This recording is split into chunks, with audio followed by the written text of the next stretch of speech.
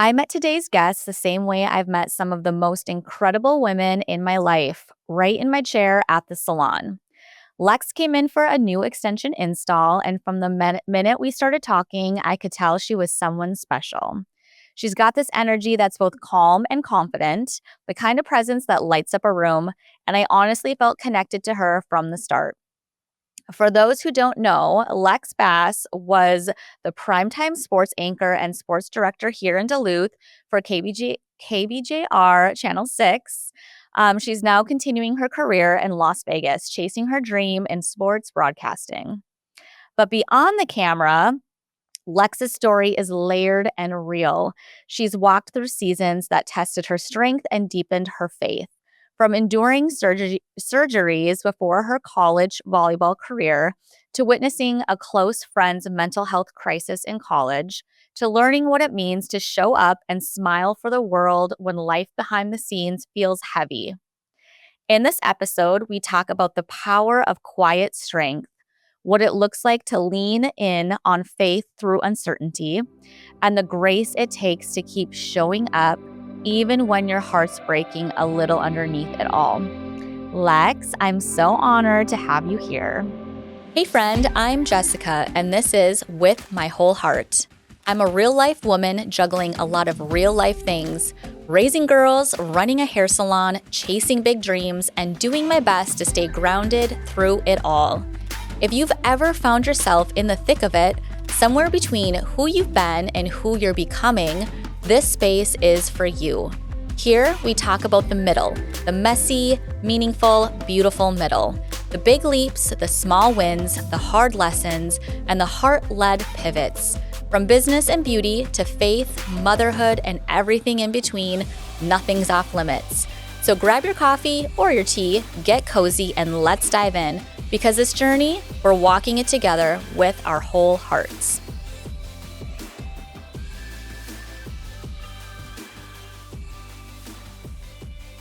Thank you. That was such a sweet intro. Jess, love that. Thank you so much. Yes. Like I said to you before this, I wish I could teleport myself to Duluth, if that was a superpower that I could have. Yes, I agree. That would be amazing. But yes, so we actually, I want to kind of go back, like the connection actually started with voice memoing. Yes, which my friends will all laugh about, my family laughs about, but I've gotten everybody on voice memos. It's the most effective form of communication in my head. And I Same. know you were like, oh, I'm a voice memo person. I'm like, amazing.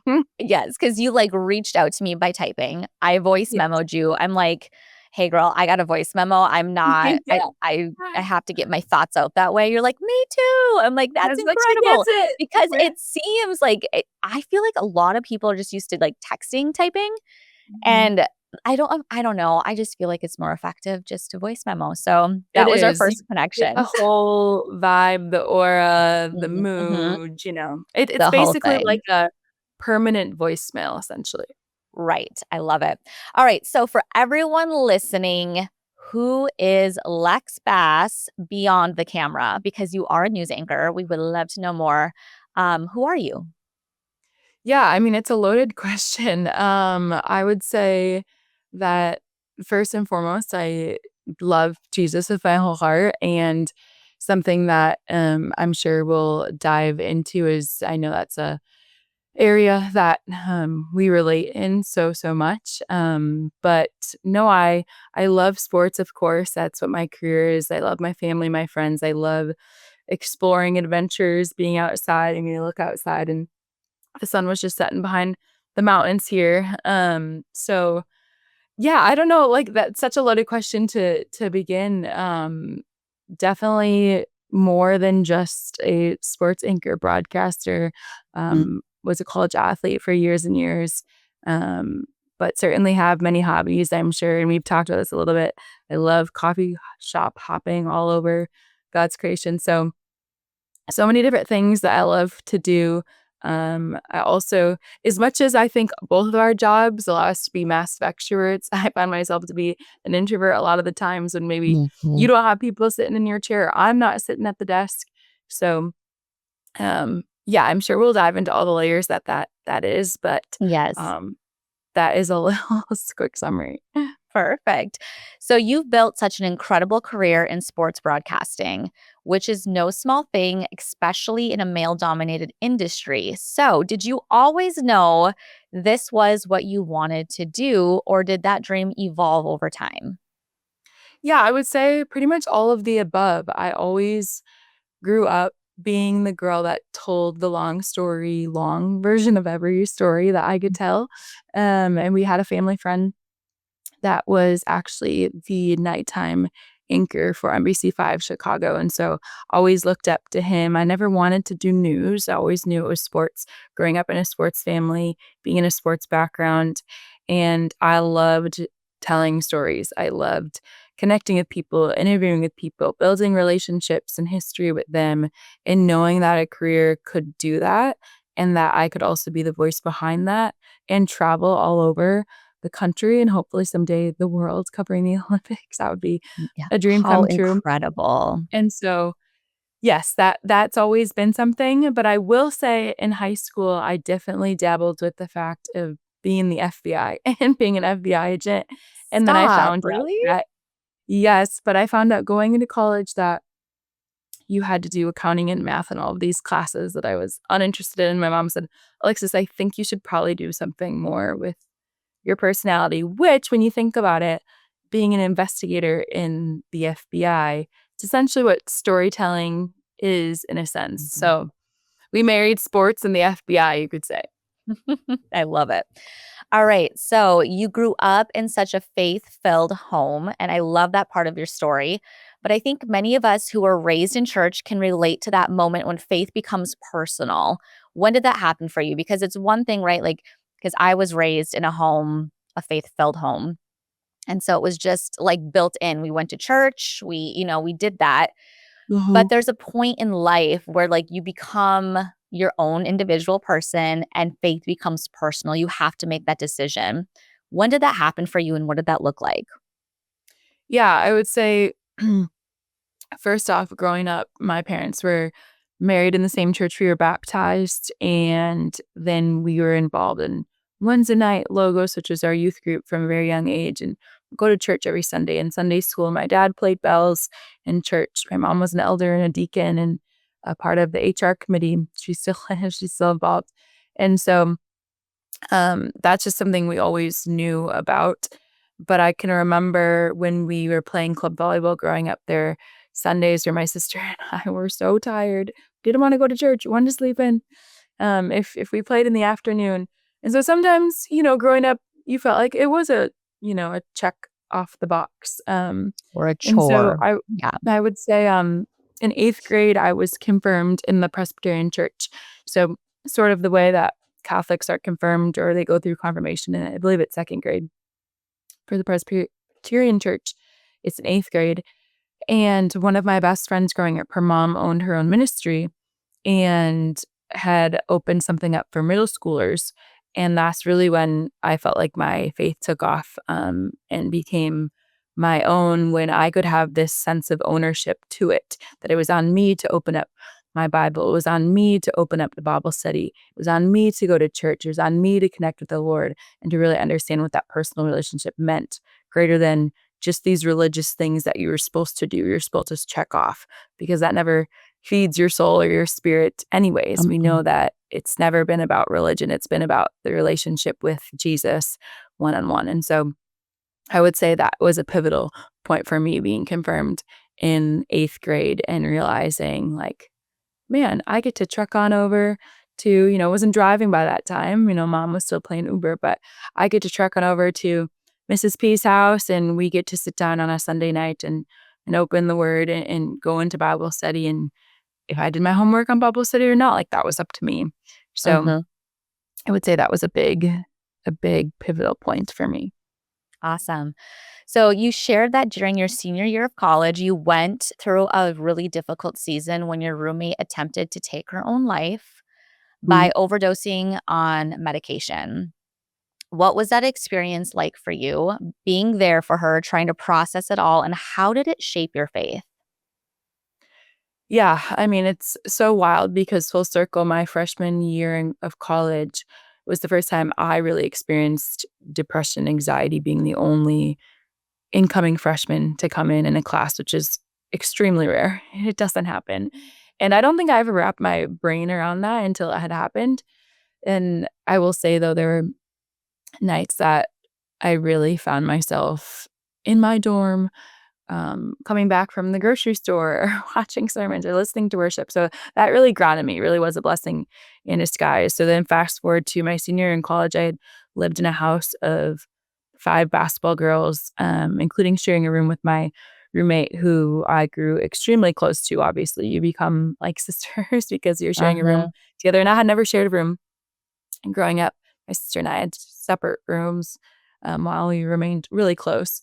And so I can remember my roommate dealt with a lot of mental health things in general, in and out of relationships. And I was all aware of all of those things. But I can remember there was a moment where I come home from being with a couple friends who were in town. And once again, I had known that she had struggled a lot. She had just miscarried. Mm. And as you know, as somebody who's had 3 girls, postpartum depression is real. But at the time, I didn't realize that postpartum of a miscarriage is also extremely real, on top of the fact that you're already struggling with mental health and anything else. And so it's double down.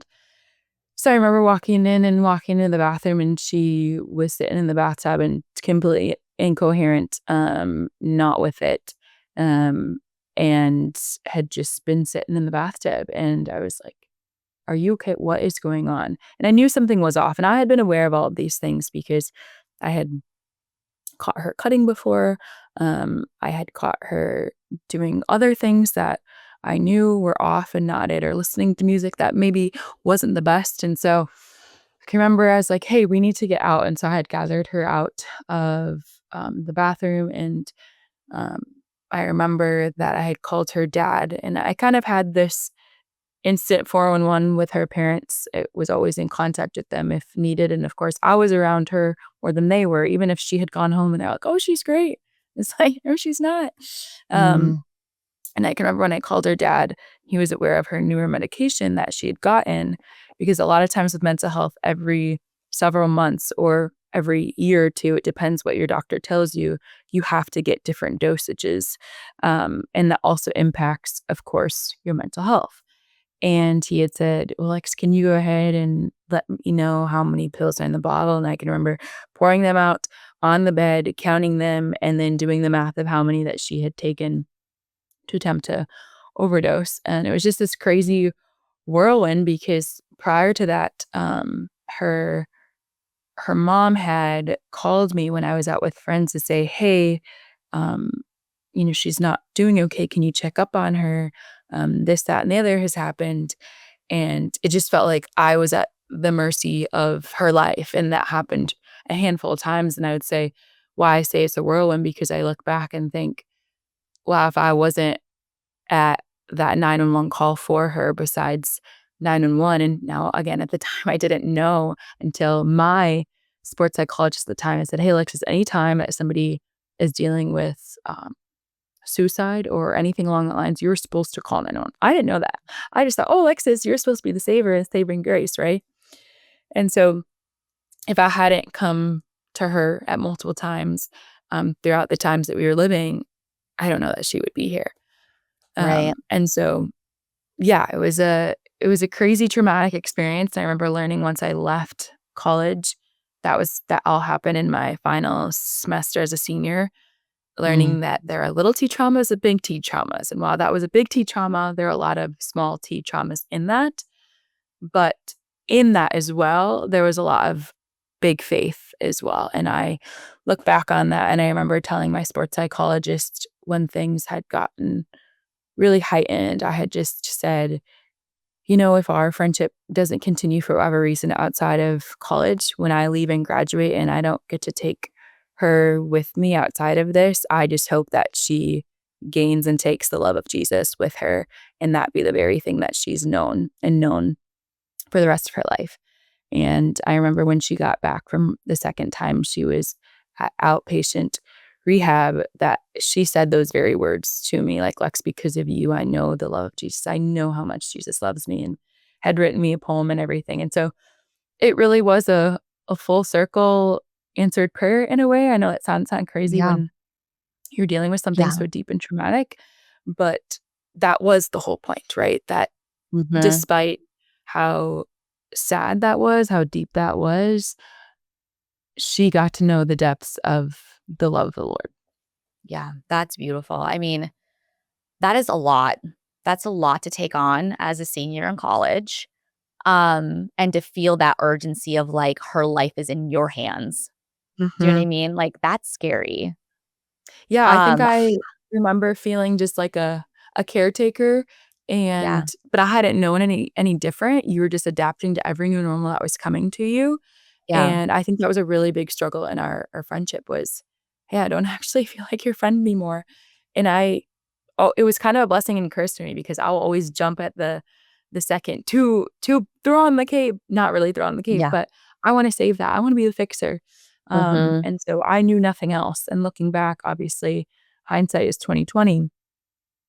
Like, sis, that is maybe not your job. That's not your role. But Right, I wanted to resource myself the best as possible because it really felt right. like life and death situations every single day. Yeah, and you don't know what you don't know.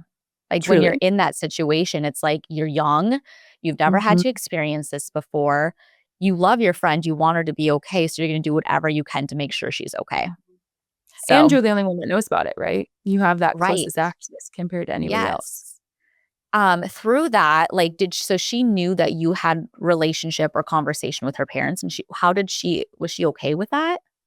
Yeah, it's interesting you asked that. It was an up and down roller coaster because there would be times I would say, "Hey, if X, Y, and Z doesn't happen, I will be calling your dad." It did it feel like a threat a little bit or your parents, but they had to know or when she was in and out of relationships, keeping communication with that person as Mhm. well of saying, "Hey, this happened," or "Hey, this happened." I remember one of her boyfriends at the time had called me saying, "Hey, like, she was just over here and explaining to me that there are notes written for both of us." Including her family, and I was like, "What?" And I remember standing in the kitchen at my college house and not being able to wrap my brain around that, like, "What do you mean? She's Mhm. literally upstairs right now. What do you mean that there's notes written for us?" And that's when I had called her dad, and she had just been home, and this would be kinda pattern. She'd go home for a handful of hours or 24 hours because she lived near, and everything was okay, and I was like, "Everything is not okay." And so it became a time I said, if this is the cost of our friendship that you're upset with me because I have to call your parents, that's fine with me because this is Yeah. life and death, and I'm not willing to risk that. And that is No. something that I had to learn, um, with my sports psychologist as well. I remember when I essentially was kind of like, um, I couldn't receive care from him anymore, right? Because I was out of network essentially. I mean, I was still living in Winona, but, I wasn't a student. I technically graduated, when I remember there was an emergency. It was around May time, I believe. Maybe it was prior to that. But I just remember a couple weeks I can't remember exactly the timeline, but it was a couple weeks before or after I graduated, and, um, I remember calling him an emergency, and I was like, "This is what do I do?" And he was like, "You're actually supposed to call 911." And I'm like, "Okay, but in the big scheme of things, how do I deal with parents? How do I deal with this?" So, really looking back, I had just taught myself that because, right, you kinda grow up really fast, you figure it out, it's Mhm. life or death situation, it's emergency, Yeah. but I knew that if that was to me at the cost of friendship was saving life, then it was worth it. Oh, for sure. So you talk about your sports psychologist, right? Mhm. Okay, Yes. explain that. Is that like a normal thing within college sports? Well, it should be, in my It opinion. should be, because I was I gonna say know that's that there beautiful. Mhm. I know that there have been some don't quote me on this, but I know there's been some regulations or mandates that certain colleges are trying to pass that every student athlete has to see a sports psychologist along a timeline. Now, that's really hard to manage when you have one person for an entire student athlete group, whether you got 500 student athletes, you have 90 student athletes, whatever that number looks like. And that's why mental health needs more funding at colleges to fund these sports psychologists or mental Mm, health counselors or therapists. And so the one I had at Winona, there was only one of him. And I was recommended to go by him by my college coach my freshman year when he kind of knew openly that I was struggling and I was the only person. I mean, I would just run in on a practice and just like break down and cry because I was so overwhelmed. And so then from there, I started going to him biweekly up until I was a senior. And I think one of the biggest things about mental health is it's a little bit sneaky in the sense that you don't think you need it. But Mm-mm. the moment that you think you don't need to go to your counselor or your therapist or that resource is the very moment that you need it most. And Absolutely. that's why it was so great to get on this biweekly schedule. So I knew that I had this unbiased person to go to, or I'd make mental notes in my head of, oh, I cannot wait to tell Mick about this, or I cannot wait to process through this or process through that. And he was such a good listener and heard me so well. And then he, of course, understood me and who I was and was able to speak my language. And so I think that every student athlete should go. I know everyone Yeah. has kind of their different experiences and then they're burned if they have a bad experience. And I just Right. encourage that even if you have one bad experience, keep going back. And I always make the parallel to a restaurant. Think about the one time you have a bad experience at a restaurant, at a coffee shop, or whatever. You cancel them, right? We live in cancel culture. Mm-hmm. Don't do that. Go back. Give them a second chance Yeah. because that isn't the epitome of that one space. Like Yeah. your one time at anywhere in Duluth you could think of, your one bad experience at place A doesn't mean that it's bad place or those are bad people. In the same Right. way, say in mental health spaces, just because you had one bad experience with a therapist or counselor doesn't mean that it's a bad thing. So Uh-huh. yeah, I would say you just have to prioritize it and make it priority, but also have voices Yeah. around you that are saying, hey, Jess, hey, Lex, this is something I suggest you go to and really listen Mhm. to it and lean into it. Yeah. And I think too in the whole world, I mean, I've never heard of like a sports psychologist. Like Mhm. you mentioning that was like the first I'd ever heard of And that. we- And I'm like, that should be just a mandatory thing. So kind of assumed maybe it was, but it's not, yeah. unfortunately. But it No. should be because of the pressure. You're in that age where it's a little bit, you're still kind of figuring yourself out. You're away from home. You have all this high pressure of performance. Like, it should be mandatory. And my nephew, so he just chose his college. He's gonna be playing football in college. And Awesome. so, like, that's kind of on the top of my mind right now where I'm like, gosh, like, that would be so good. I'm gonna Mhm. bring it up to him because that is important, I think. Yeah, for And sure. I mean, sports, as you have probably learned too with your daughters and just being in the space, is that it is such a mental game. It doesn't matter what sport you play. Mm. And I even have a friend who I always say, if you weren't working this, like, what's your dream job? And he always comes back to, I love to be a sports psychologist in golf because golf specifically is such a mental game. Like, you talk about a sport that has such mental health resources specific to that. That's part of a golfer's regimen every single day is seeing their really? psychologist, seeing somebody in the same way that sometimes LeBron gets flack for, oh, he pays $1 million every year for his body. And he's like, well, this is my body work is my work, right? Like I have to invest in this, but I have to invest in this also. So I imagine as well that he sees people because you have to. If you're taking care of your Mhm. body, part of taking care of your body is taking care of your mind, your spirit, and your heart as well.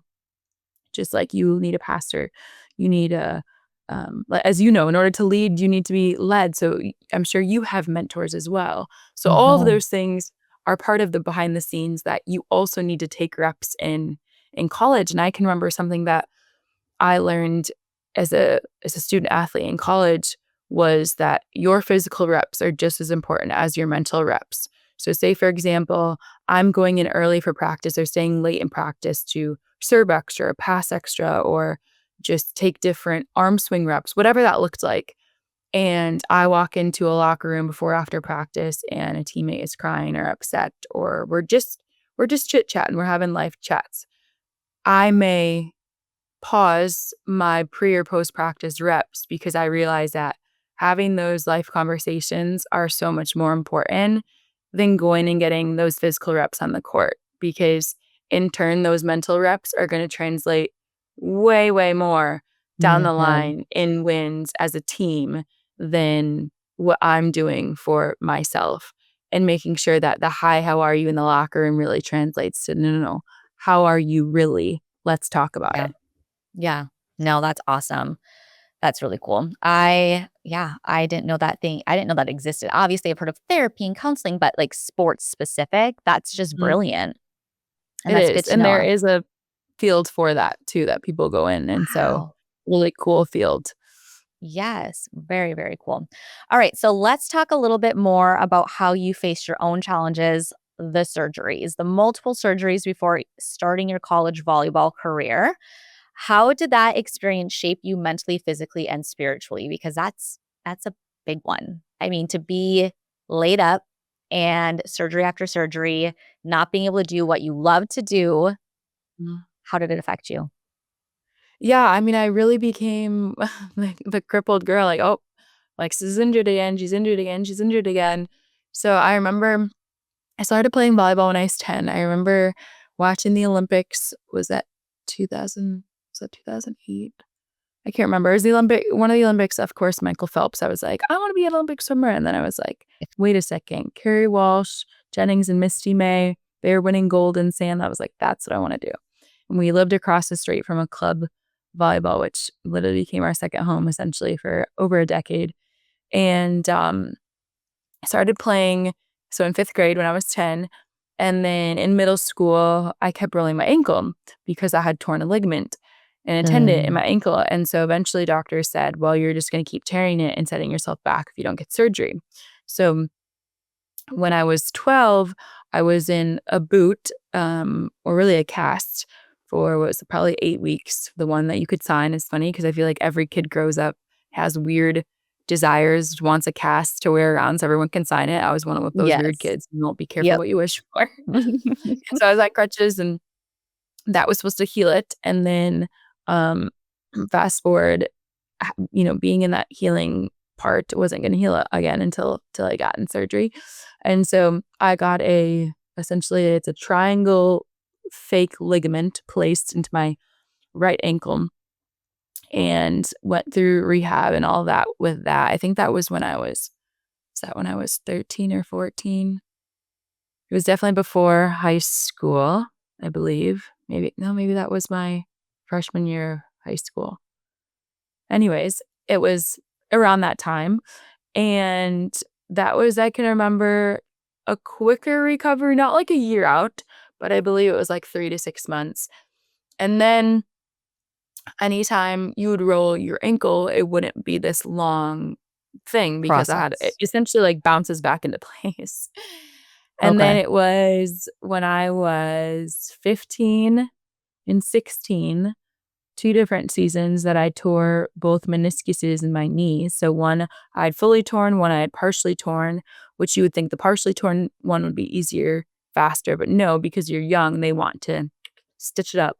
So stitched that one up. That was more of a 6-month recovery. The other one, I literally walked out of surgery because they scoped it. And that was about a little less than 8 weeks. But it just felt like this compiling of back to back to back to back Mhm. injuries and a concussion in between there, and that I just couldn't be productive in what I wanted to be, a college volleyball career.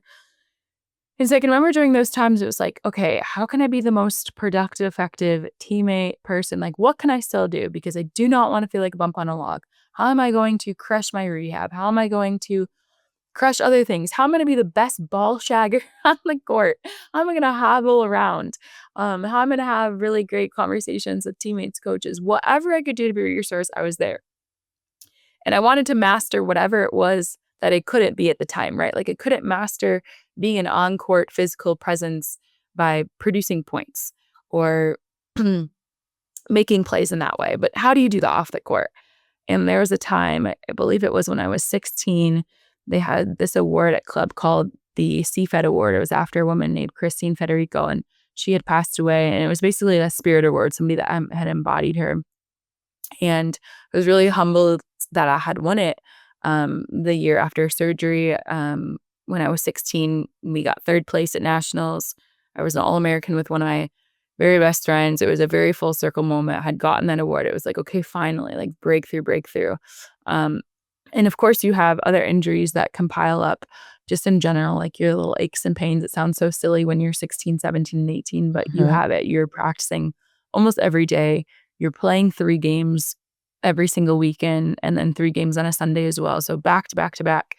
And I remember when I actually got my ankle surgery, my doctor had said, well, you've got ligaments in an ankle of a 65-year-old. And that time, that is a 50-year difference from really what I was experiencing, a whole half a century, because of what your body goes through as somebody who had at that point been playing volleyball for 5 or 6 years.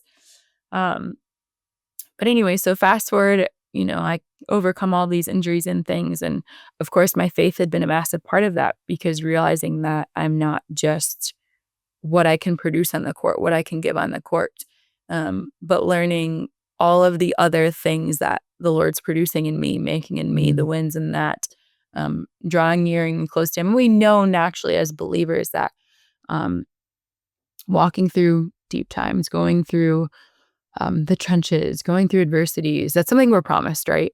That we're going to become closer to Jesus. And so I remember that was a big part too, after I had really connected as an 8th grader in making my faith my own, just exponentially growing from that. And you kind of look back and laugh a little like, okay, there was a bit of a garden growing here, like the soil and the seeds and the planting of, you're confirmed here, right? Here's your foundation. And now we're going to grow and nurture you with some adversities and some injuries and some not so ideal things. But eventually you're going to grow and blossom. And so so many parallels in weaving of faith and adversity in those injuries. And I wouldn't change a thing.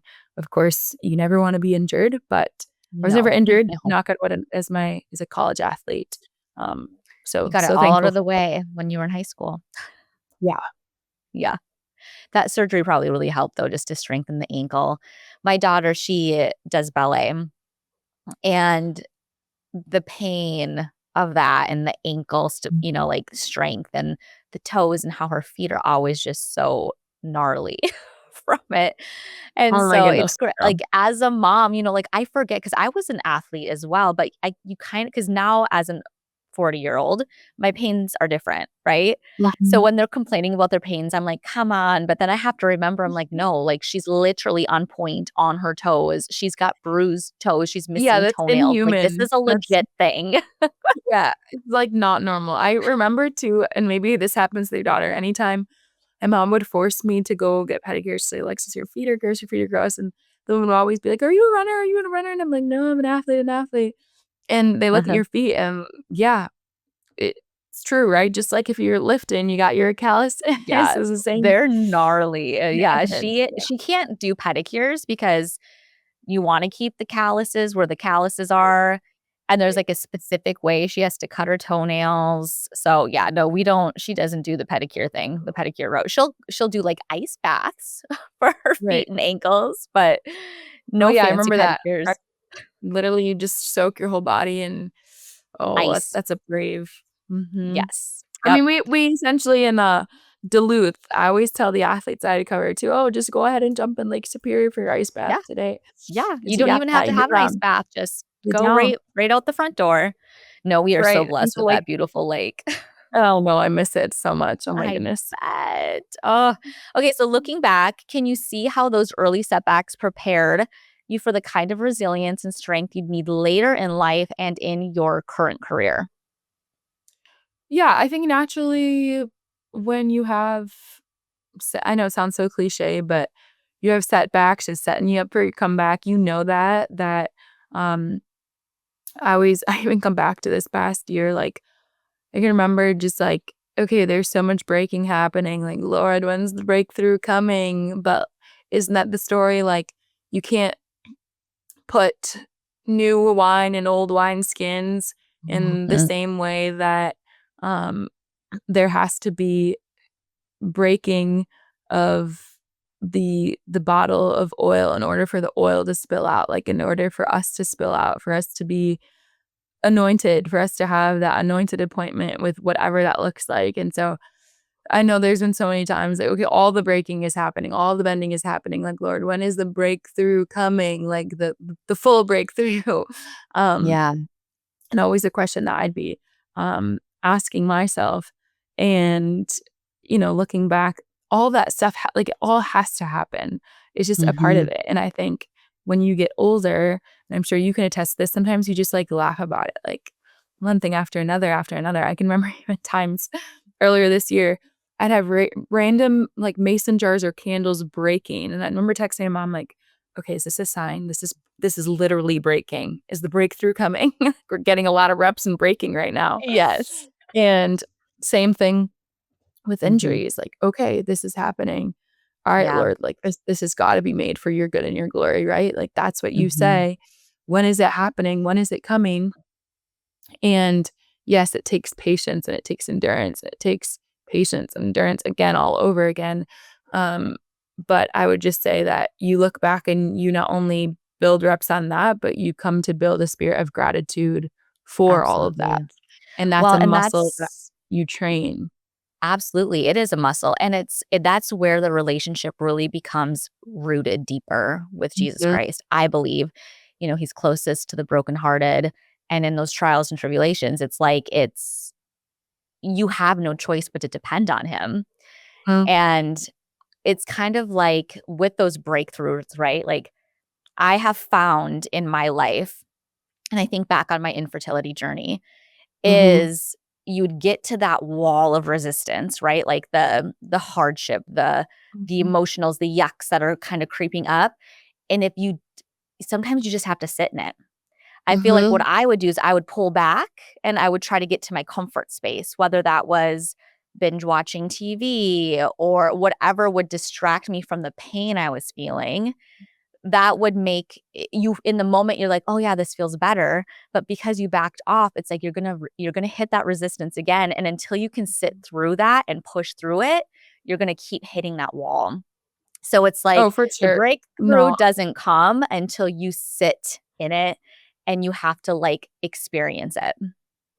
Yeah, I think a pastor had always told me kind of learning how to walk it out. Like, you don't have to sit and Mhm. soak and simmer in your own yuck, but how are No. you walking it out actively with the Lord? How Yes. are you doing that? And Mhm. press into it, lean into it, because so Mhm. many times we try and find all the ways around. No, actually, the way through is through. It's true, you And can't go around. There's no no, yeah. there's no roundabout ways, and in Mm-mm. fact, you think the shortcuts are the roundabout ways, that's gonna be the long cut because then you're gonna do your U-turn to come back around, then to have to go Mhm. through, And then you and have to so go experience it again and again and yes, again. and you're gonna be Yes. humbled because we taught it again and again and again, you're gonna learn it the hard Yes. way, and I will Yes. always learn things the hard way, I just like to make things harder than they need to be most times. But that's the journey. Mhm. That is the Yes. journey. Okay. So, something you and I have talked about is what it feels like to have to put on a face Mhm. when your job depends on it, and Mhm. how that can be really, really difficult. So, as a TV anchor, you're expected to show up smiling and confident even when life behind the scenes feels heavy. How do you navigate that tension between professionalism and your own personal emotions? Yeah, I mean, I think it's an evolving learning curve for sure. I think you grew up as a student athlete being told, "Fake it till you make it, fake it till you make it, da da da." Um, but I think so many more people are leaning into how rewarding and effective vulnerability is. I always had a mentor Mhm. that has taught us vulnerability begets vulnerability.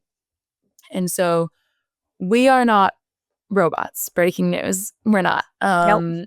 And we're human. And so we're going to sneeze on air. We're going to cough on air. We're going to cry on air. We're going to do a lot of things that humans do because breaking news, we're humans. Yes. And I think that's where people relate. And as anybody in any space, no matter what, you're a leader of whatever it is. Someone is looking to you, someone's looking up to you, whether you believe it or not, you're a leader. Mhm. And what people connect with most is vulnerability and realness and rawness. So as a leader, that gives you more credibility because you're coming down to them as they're reaching up to you and connecting with them. And I know something that Sadie Robertson always talks about is leading with a limp.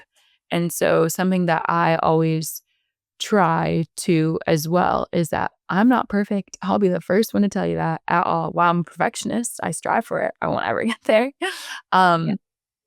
Nobody's ever going to connect with a perfect person other than Jesus. And the only perfect person to ever walk on the face of the planet Earth. And so I think the more that viewers see you as human, the more that they're going to connect to you. They're going to believe you. They're going to see you as credible, Mhm. going through hard things. But man, there have been so many times I think about and, you know, I look back on even camera rolls or moments where 10 minutes before air, I've been a wreck and my makeup is a wreck and I need to fix it, or I've had to do that 3 times, or even really, I've been through the highest of highs and lowest of lows in Duluth, truly. Like it really was the city that built me and broke me simultaneously. And I can just think back of losing my papa, my grandma, and my dog all in a little over a year. Mm. And I remember the day that my papa had passed that morning. We obviously knew kind of leading up to things. But my mom had texted us that morning. She didn't want to wake us. I knew I was going to be ringside for the UMD men's hockey team on that Saturday. And she had said, Papa had passed, but like, I want you to know that he would want you to know to go into work and go do your thing. And so it was wild because I felt so much peace when I was ringside that day and just like so focused and locked in, but in a different way. And Mhm. before any of my crew had known about that, they had said to me and were giving me just praises like, Lex, that was one of your best, blah, blah, blah, or everything went so well today, and blah, blah, Yeah. blah. And I think it was only one producer, Tom Hansen, who I absolutely adore, one of my favorite people ever on the face of the earth, including in Duluth, that he had known. You kind of find your people behind the scenes so they know, at least you feel somewhat supported. Everybody doesn't need to know. The world doesn't need to know. Mm. But have your corners, people always in your court. And he had noticed the same thing. Of course, he knew. So it was really special that, okay, yes, I could put on the face, but I was really wearing it, like truly wearing it, and I felt that. Mhm. But there have definitely been times where I can remember I called my mom, like, Mom, I do not want to actually legit put my face on today. Like, I do not want to do my hair today. I do not want to Mm. put my makeup on. I do not want to put a dress on. I do not want to feel and look pretty because guess what? I don't feel and look pretty right now. I know I need to be a 10 out of 10 right now, but I feel like a negative 10 out of 10. So how do we get there? Well, we got to just do it. You got to do it. You got to buck up. Which is sometimes a hard thing because you want to feel the things, but a lot of times they're suppressed and they're put on the shelves until it all comes crashing, and then you have Mhm. to And then you have to deal deal with with it. it.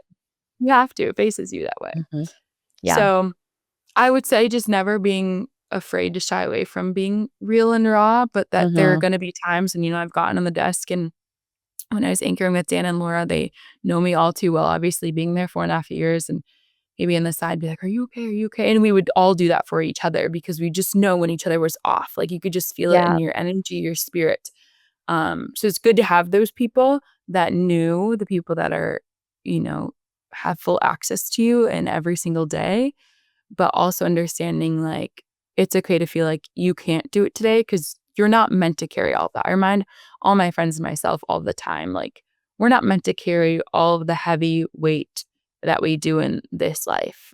That is Mm-mm. what we're meant to give to the Lord. If we do this all of the time and not this, like, God's not going to be able to do anything with all of this. We're not meant No. to carry it.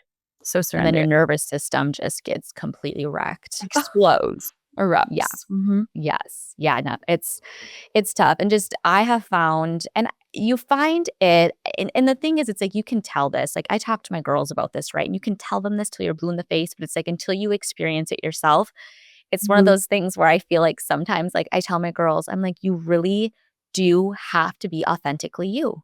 It is so Uh-huh. much easier in life to stand strong in your faith and who you are. Don't shy away from who you are. Like it is easier. Yes, there's times where there's gonna be persecution. There's gonna be times where there's things that are really, really, really hard, but you will be rewarded for that.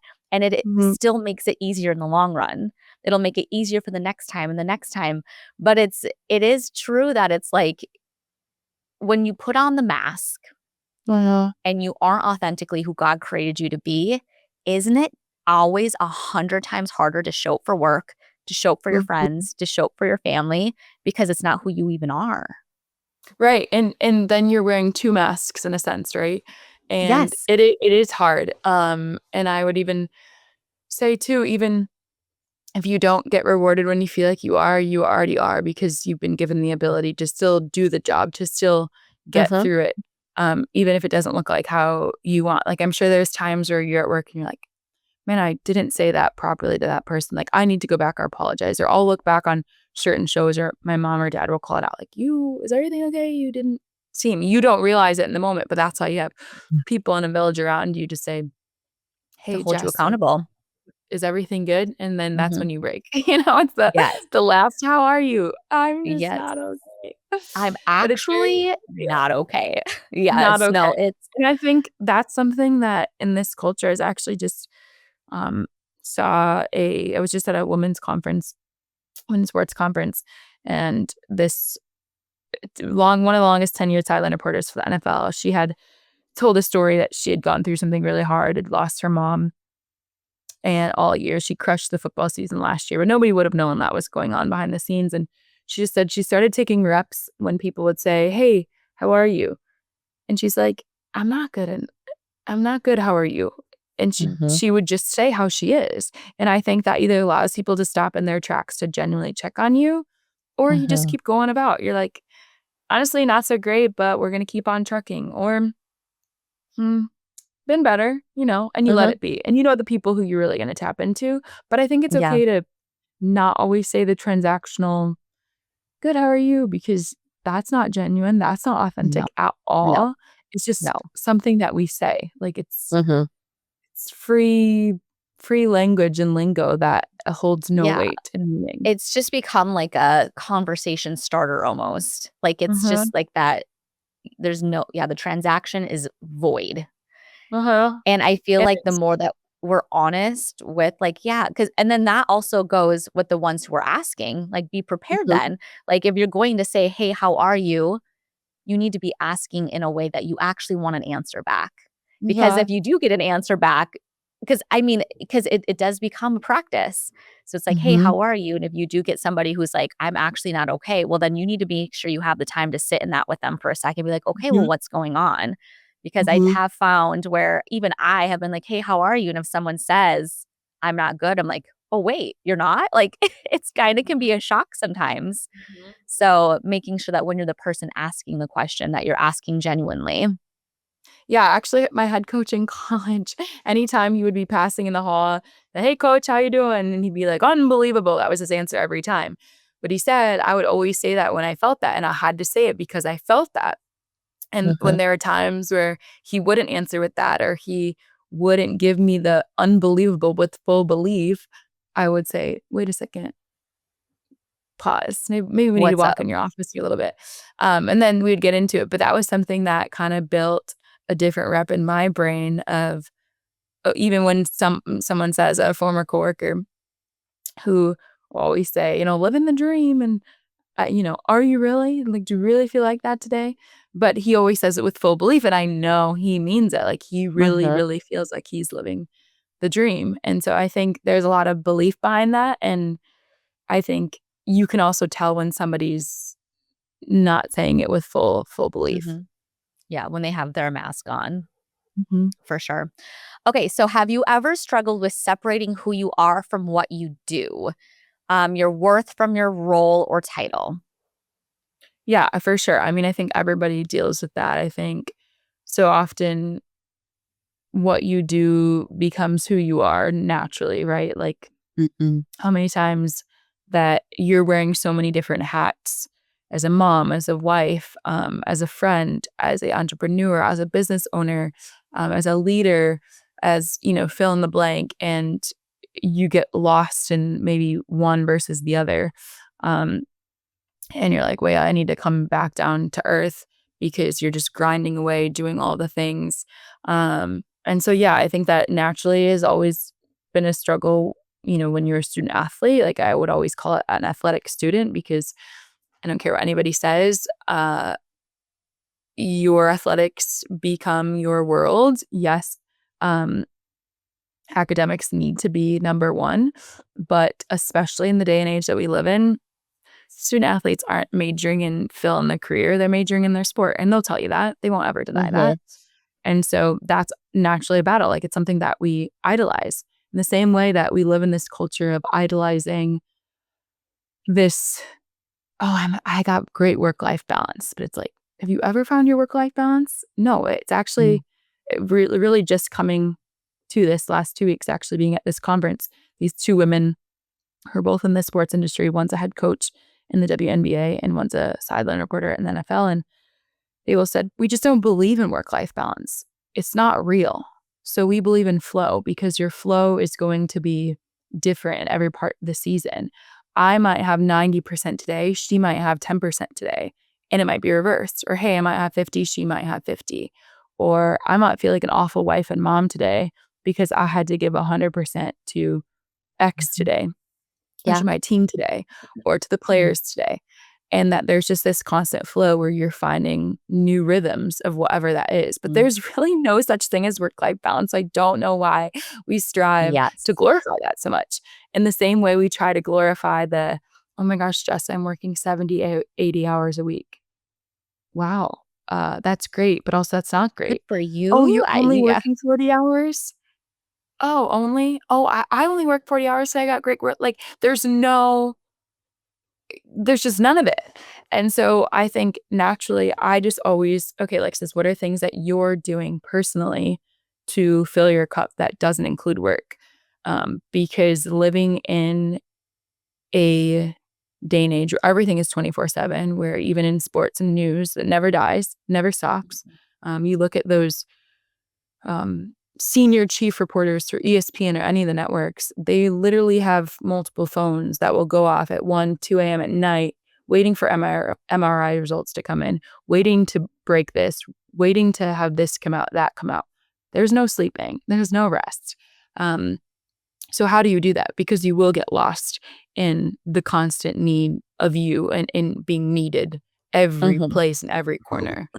So I think that's just the natural part of the flow, is that you do get lost in it, and you need people around you to say, hey, whoa, what's going on? And force you to process things, or force you to slow down or take a step back. And I also think your body tells you too. Like, there are times where I know that I've had health things happen where I'm like, whoa, we need to, whatever it is, even on a smaller scale, sleep 3 hours instead of going to the gym, or whatever that looks like.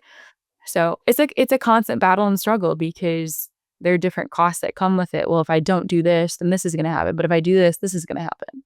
Yeah. So absolutely. Yeah. Balance is not real. And it's funny because we talked about that. And like, I literally recorded a podcast all on that last week, and it's not real. And for women especially, I feel like, because like being a mom and an entrepreneur and having all the things, it's like you have to balance motherhood, you have to balance being a wife, you have to balance being a salon owner. I'm like, but you can't. There's going to be seasons where I need to be mom first. Like, I need to be home, and the salon will just have to wait.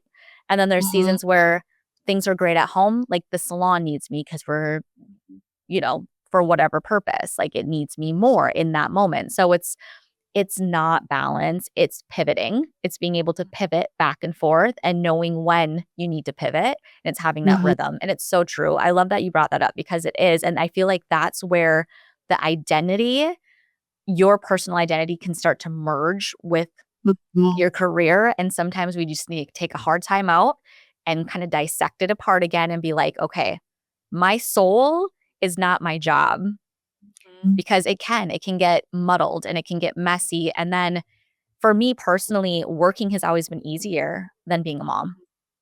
It is. Like, I have found that work just comes very natural for me, and I can become a workaholic, and I love it, and I'm passionate about my work, and I love being a mom, and I know that's my purpose on this earth, but it is dang hard. It's exhausting, and it's not as easy. So it's kind of like, it's easy for me to like want to pivot into work and stay in work sometimes, where I have to be like grounded to Jesus, because that's truly where I will get that conviction of like, Mhm. okay, Jessica, like you need to focus more on being at home, and then you have to pivot back. So it's yeah, balance is not real. It's And I I don't think know it who all came up comes with it. to your personal conviction too. Like you're going to Uh-huh. be convicted in different times that you have to show up in different ways. And it really is so encouraging though to everybody you work around that you get to say, hey, Mhm. you guys, I actually have to go home for this. So then that next person, when they have something come up, they feel the freedom to do the same thing.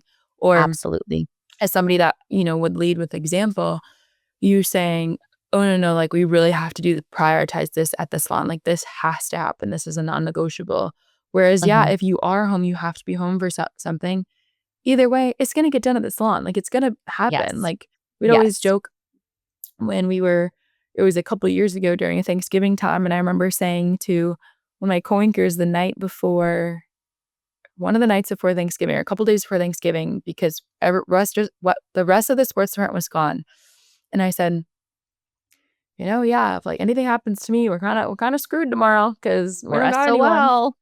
And Yeah. sure enough, I was not well. Long story short, I had to go to the hospital. All these things wasn't well, but I knew we're kind of figure it out, right? Like either way, they're gonna figure it out without you, with or without you, they're Mhm. gonna figure it out. And Mhm. I think we have to remind ourselves as humans, life is going to go on and they will figure out how to fill Jess's shoes today. They'll figure out Correct. how to make sure that Alexa's role is fulfilled today. It will be Mhm. figured out. It's not up to me to figure it out. Right now, what's up to me to figure out is the very place that I need to be.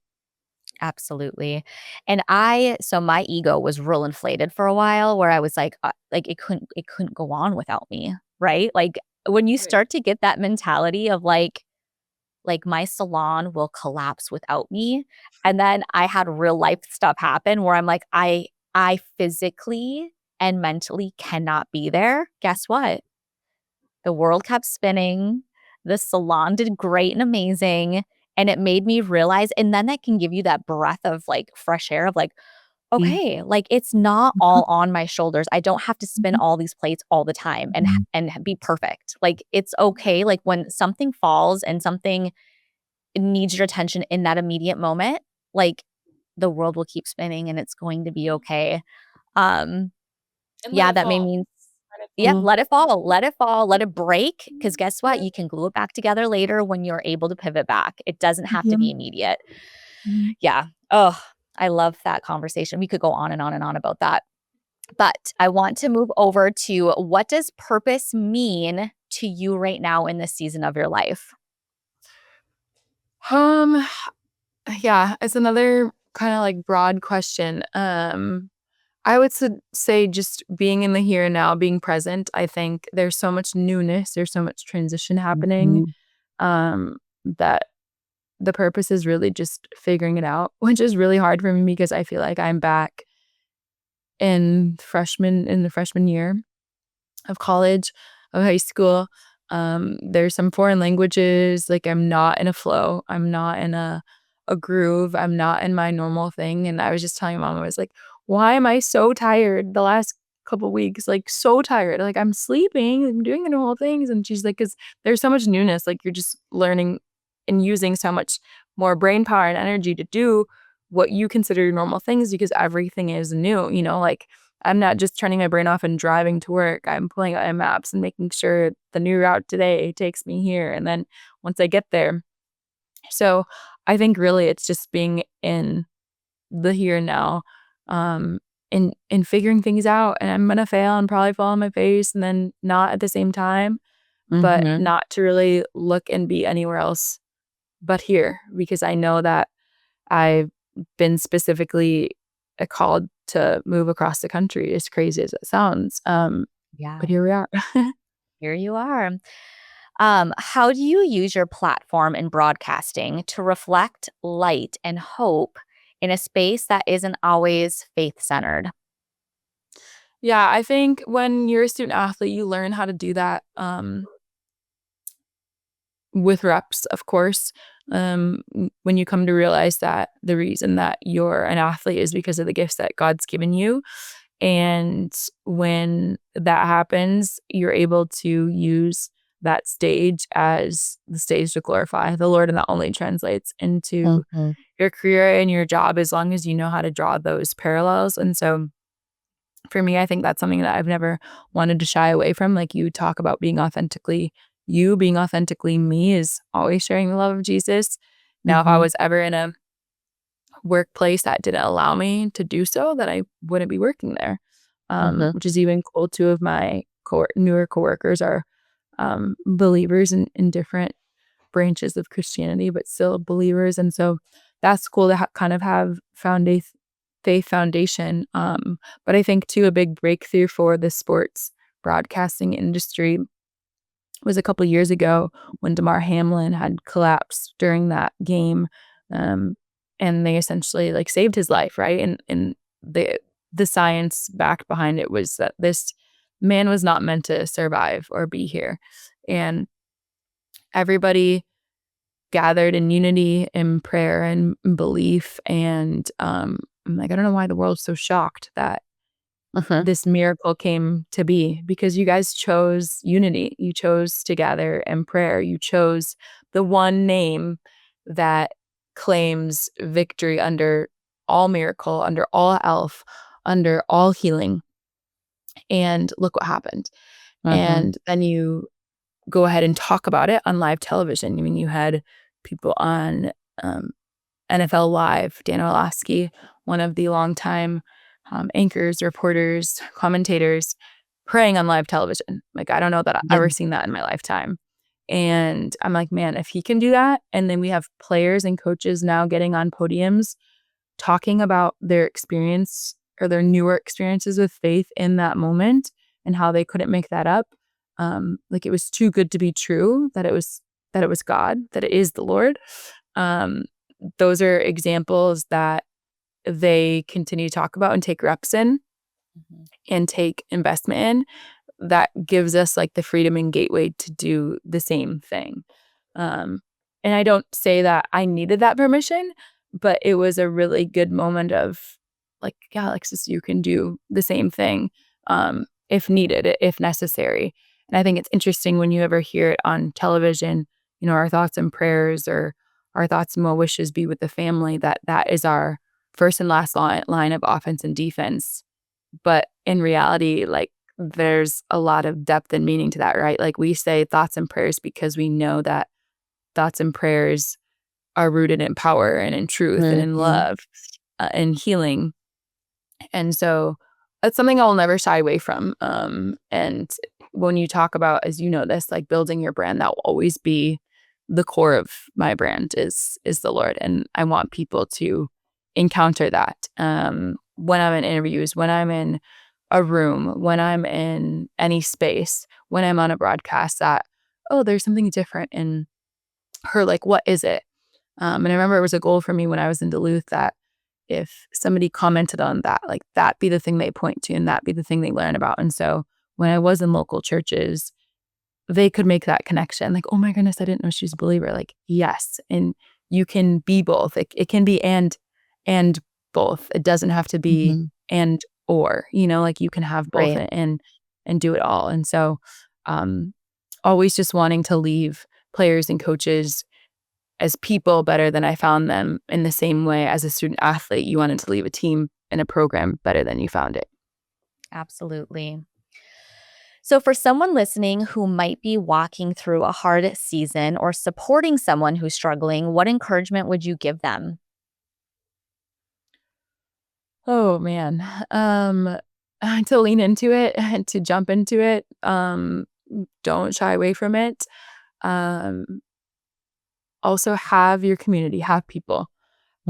You're not meant to do this life alone. It is literally the heart of Jesus, the design of the capital C church, to be in community, to have your people, whether that's your 12, whether that's your 3, whether that's your 5. Have those proximity people to you. I know Jenny Allen writes a really good book called Find Your People. And she talks about kind of that nucleus community of, okay, your closest people to you who are literally closest to in proximity, where, Jess, you've got an emergency and you can call up, so-and-so at 2 a.m., at 4 a.m., at noon.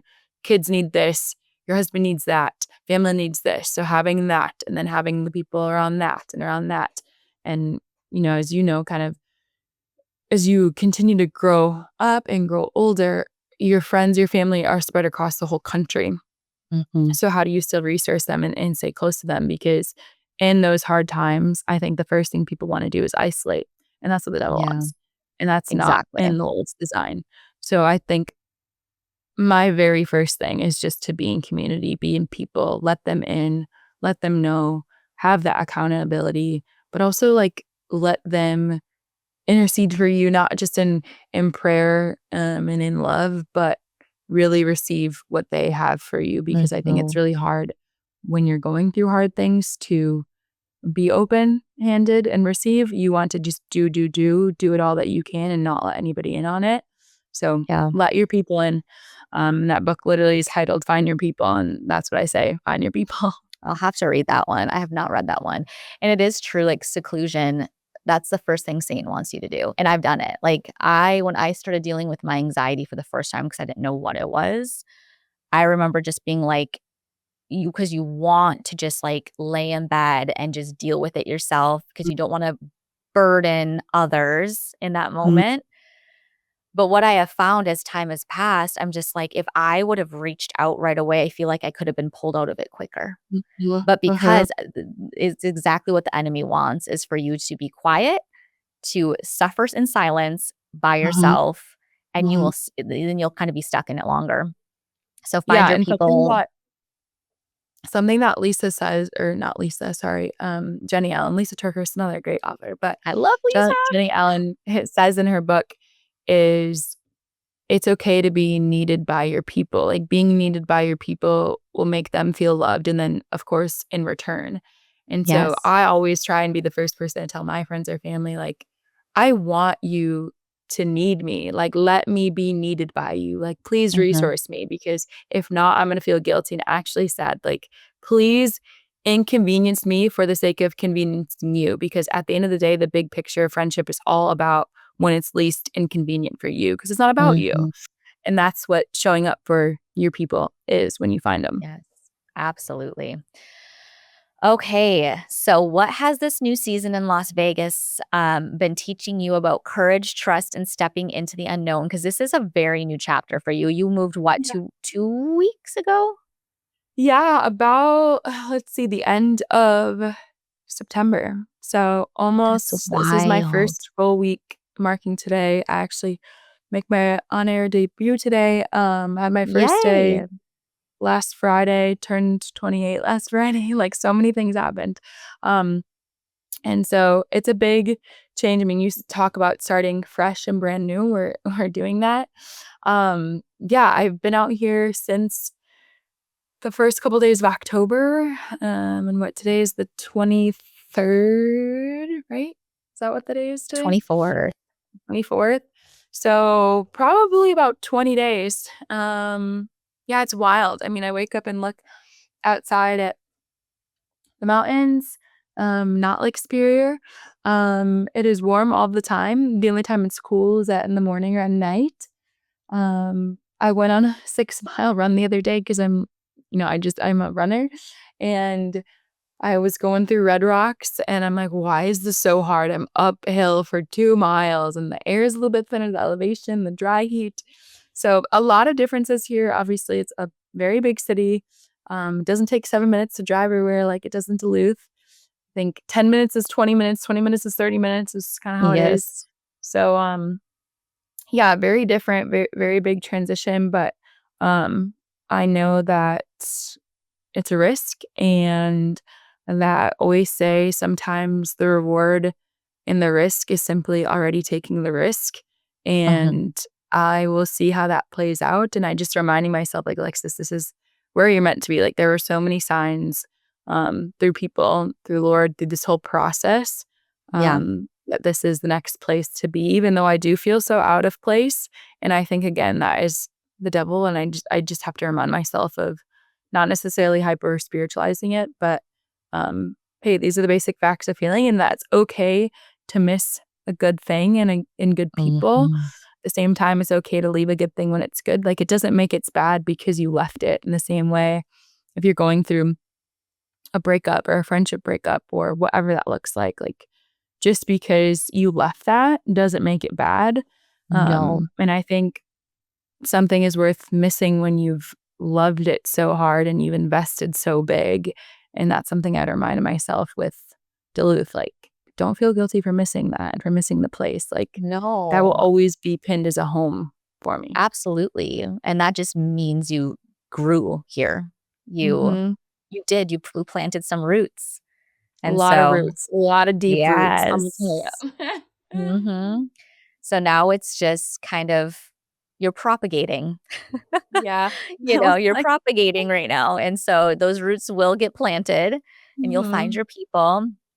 But no, I'm really excited to see how this all plays out for you. I think it's going to be a really beautiful ride for you and an amazing journey. So, when you think about what's next, personally or professionally, what's been stirring in your heart? Obviously, moving, you did that. But what else, like on more of a personal level, like what has God been stirring in your heart?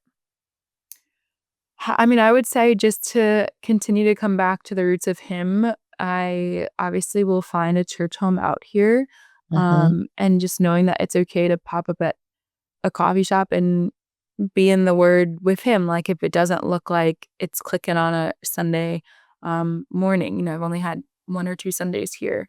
And so back to church hopping and shopping, but knowing that, yes, it is so important to be in the house of the Lord on a Sunday, but that on a Monday or Tuesday when I'm off or in the mornings before work, to really find time and space to be in the Word. And I've just been reading through Exodus in the early on chapters, which is just so interesting at the part where Moses sees the burning bush and Mm, doesn't realize until he hears the Lord's voice that it's the Lord. And the Lord says, don't come any closer.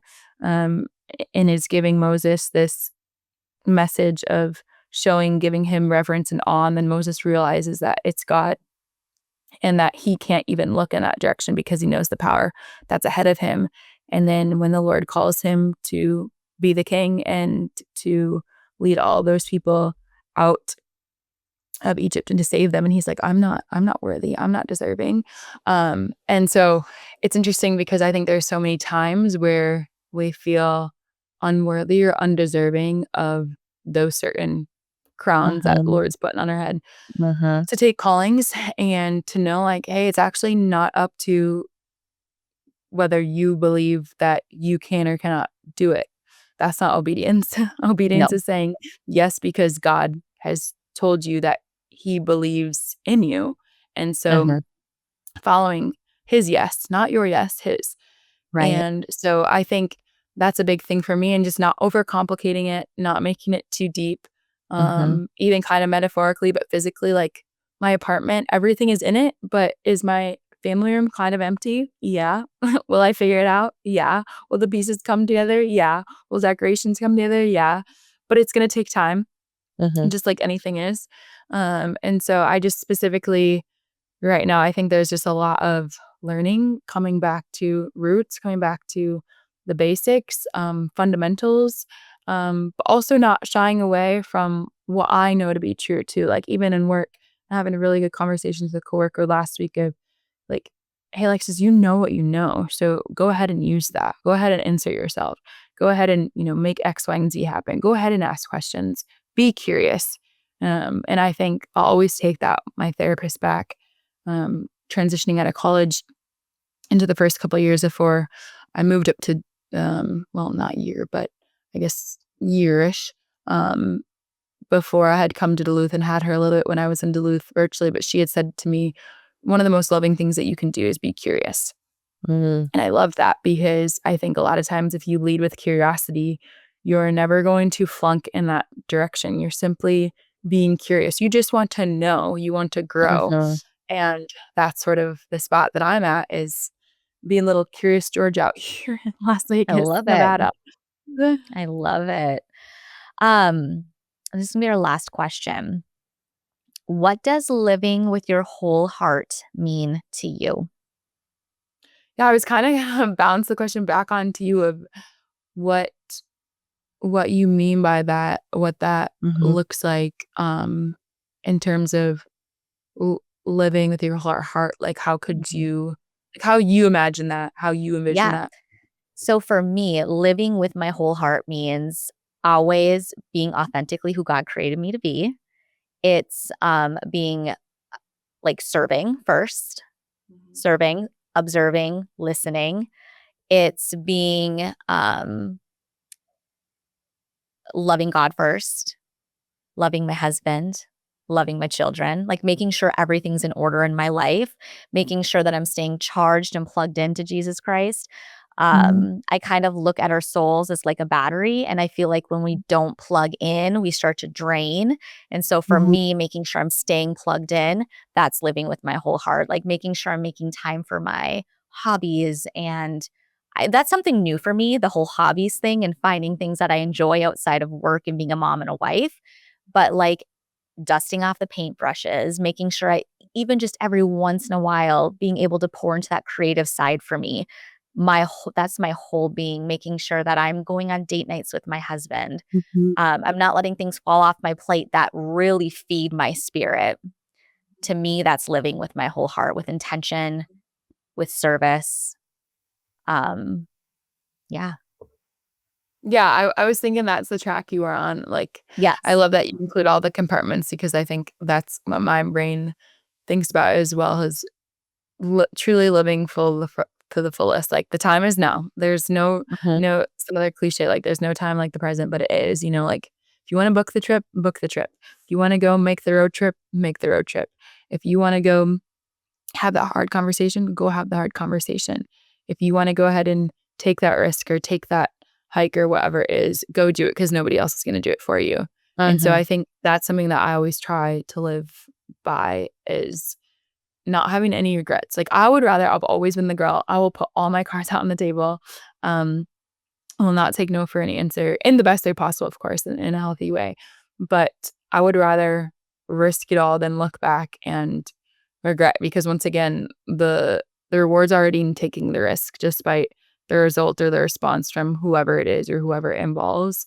And so I think that's something that I always just try to lean on. And also that I don't need the confirmation or affirmation from an audience. Um, Mhm. and I know that sounds so counterintuitive because I essentially serve an audience every single day. Um, but also that's part of your job is to just not take some of the noise and a lot of the noise that does come to be. And so knowing that we are also called not to be the ones living in all of the popularity of what this world is.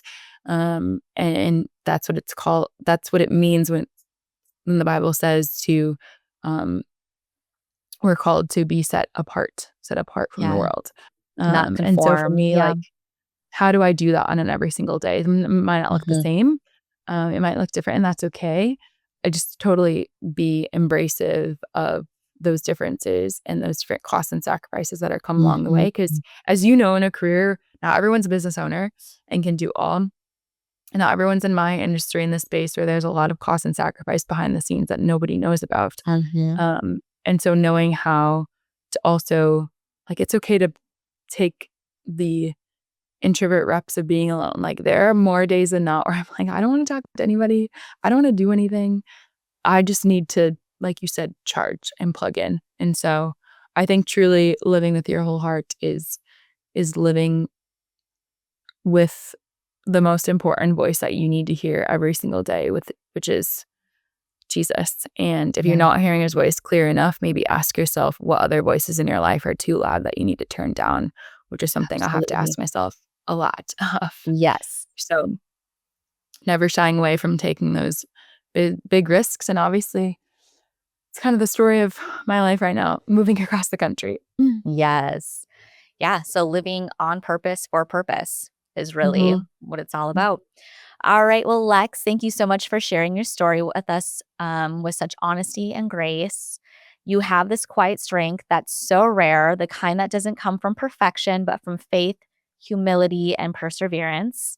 You've reminded us that it's okay to not always feel okay, that showing up doesn't mean pretending. It means Mm-hmm. trusting God enough to keep walking even when it's hard. If you're listening today and you've ever had to put on a brave face while your heart has been breaking, I hope Lex's story reminds you that you're not alone.